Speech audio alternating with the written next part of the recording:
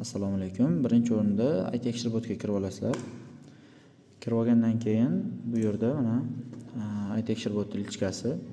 Bitta start bosamiz. Start bosgandan keyin hop ro'yxatdan o'tib olasizlar. Ro'yxatdan o'tgandan keyin mana shu yerda semestr degan narsa bor. Ko'kda turadi. Shu semestrga kiramiz. Kirgandan keyin sizlarga alohida oyna ochiladi. Mana talabalar uchun maxsus.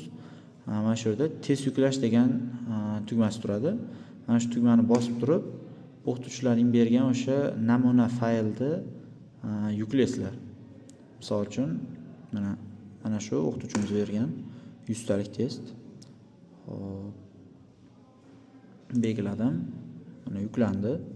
Hop, jami nechta savol borligi, o'sha jami nechta baza borligi, yodlanganlar va xatolar deb chiqadi. Endi mana shu yerda davom etishni bosamiz va mana bizda test yuklangan, tayyor. Endi bu yerdan bemalol test yechishimiz yoki yodlashimiz mumkin. Misol uchun yodlashga kiramiz. Mana men 100 tasini emas, birinchi 50 tasini yodlab olmoqchiman.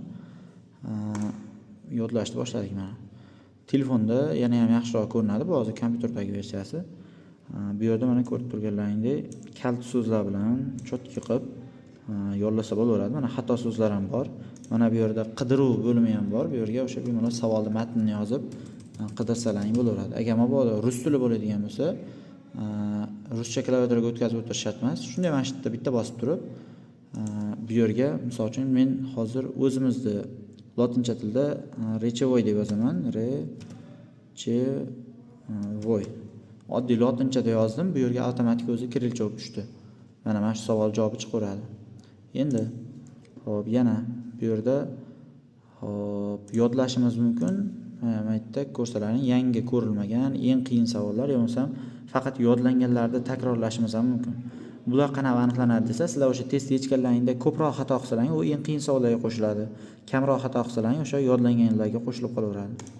O'zi avtomatik hamma narsa o'sha nazorat qilinaveradi. Endi test yechish bo'limida misol uchun mana 15 minut vaqt, hop 1 dan 50 gacha savoldan men 20 tasini yechmoqchiman misol uchun mana test yechish.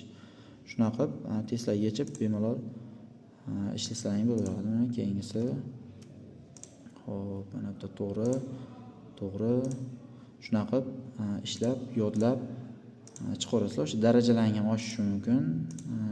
Yaxshi yechaversalaring o'zi bot sizlarga ball berib, o'sha darajani aniqlab turadi.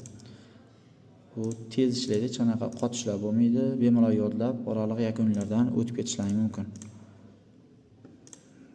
Shunaqa qilib yodlab chiqilaveradi. Endi to'xtatamiz. Mana o'zi ko'rilgan, ko'rilmagan savollar